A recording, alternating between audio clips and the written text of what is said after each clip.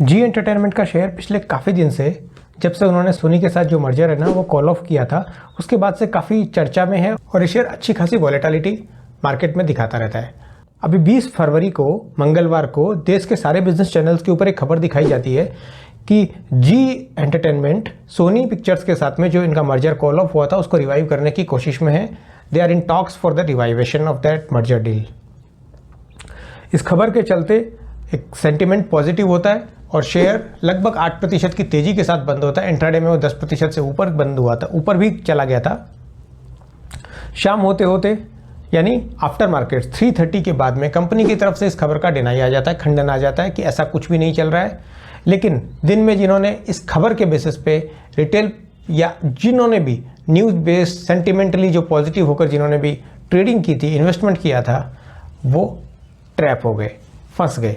अगर बात यहीं तक होती तो ठीक था, लेकिन शाम होते होते देर रात को सेबी की तरफ से एक वर्डिक्ट आता है, एक न्यूज़ आती है कि सेबी ने लगभग 2000 करोड़ के आसपास का अकाउंटिंग घोटाला, अकाउंटिंग फ्रॉड जी एंटरटेनमेंट में पकड़ा है।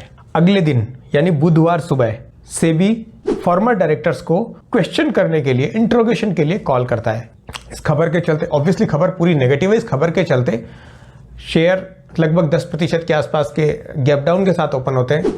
इंट्राडे में 14-15% के आसपास नीचे चले गए। तो अभी जब मैं ये वीडियो रिकॉर्ड कर रहा हूँ तो लगभग 165 के आसपास चल रहे हैं। लगभग 3 बजे के आसपास 165 का भाव चल रहा है शेयर में। कल यानी मंगलवार को शेयर में डिलीवरी वॉल्यूम और ट्रेडेड वॉल्यूम बहुत ज़्यादा थे। अब इन सब डॉट्स को जब हम कनेक्ट करने की कोशिश करते हैं तो हमें पता चलता है कि किस तरीके से रिटेल पब्लिक, इंस्टीट्यूशनल पब्लिक, जो DII म्यूचुअल फंड है उनको, और कैसे तरीके से जो मेजॉरिटी शेयर होल्डर है उनको पागल बनाया जा सकता है। इम्प्लांटेड न्यूज़ जिसका कोई खबर का अगर खंडन ही करना था तो मार्केट में भी कर सकते थे, ड्यूरिंग द मार्केट आवर्स भी कर सकते थे, लेकिन नहीं, क्योंकि उन्हें पता था कि कुछ नेगेटिव न्यूज़ कल और आने वाली है, तो ताकि सब लोग ट्रैप हो जाएंगे वहाँ पर। सेबी इस बात की जाँच तो पहले से कर रही थी। जब से सोनी के साथ का इनका मर्जर कॉल ऑफ हुआ था तो अकाउंटिंग रिलेटेड इशू के ऊपर जाँच तो पहले से चल रही थी। अब हम इन डॉट्स को कनेक्ट करने की कोशिश करते हैं, क्योंकि पहले भी ऐसा बहुत बार हुआ है कि ये इम्प्लांटेड न्यूज़ के बेसिस के ऊपर और इनके जो कनेक्शंस हैं, इन सब बातों को लेकर के जी एंटरटेनमेंट, बेसिकली मेरा जी बिजनेस निकल रहा है बार बार, जी एंटरटेनमेंट और जी बिजनेस एक सेपरेट एंटिटीज़ हैं दोनों। तो जी एंटरटेनमेंट किस तरीके से इनके कनेक्शंस हैं ये जग जाहिर है, मेरे को बोलने की ज़रूरत नहीं है।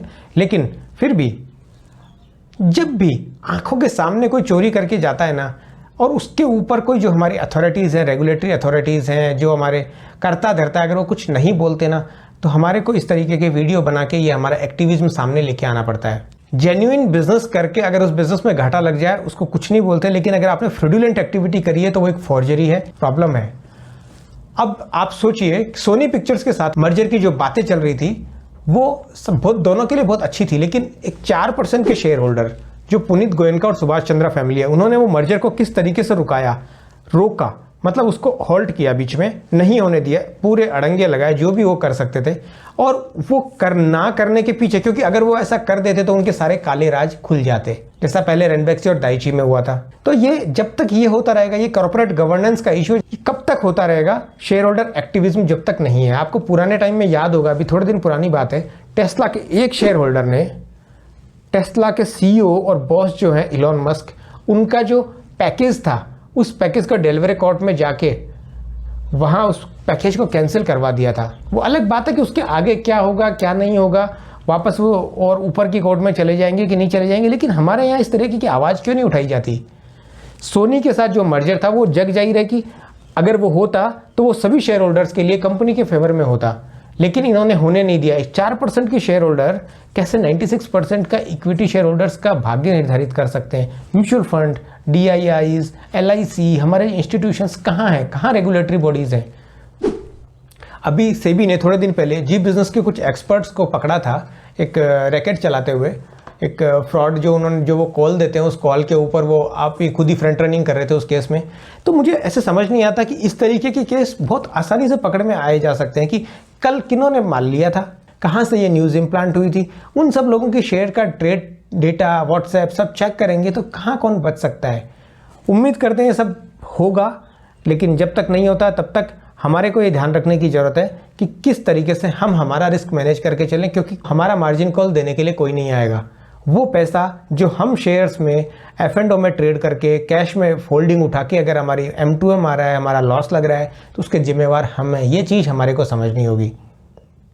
और कोई हमें अमीर नहीं बना सकता, कोई हमें पैसा कमा के दे नहीं सकता। जाते जाते कुछ सपोर्ट्स की बात कर लें। पिछले कुछ दिनों में जब अभी न्यूज़ आई थी सोनी के मर्जर कॉल ऑफ होने के जस्ट बाद में, तो शेयर ने एक 152 रुपये के आसपास का लो बनाया था। इमीडिएट सपोर्ट वही लो के आसपास है, रेंज पकड़ना क्लोजिंग बेसिस पे।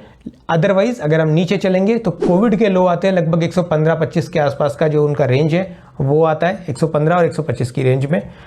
अगर वो नहीं है, वो नहीं सपोर्ट होते, तो गॉड नोस ये शेयर कहाँ जाएगा, क्योंकि ये शेयर सिर्फ और सिर्फ न्यूज़ बेस्ड चल रहा है, इम्प्लांटेड न्यूज़ बेस्ड चल रहा है।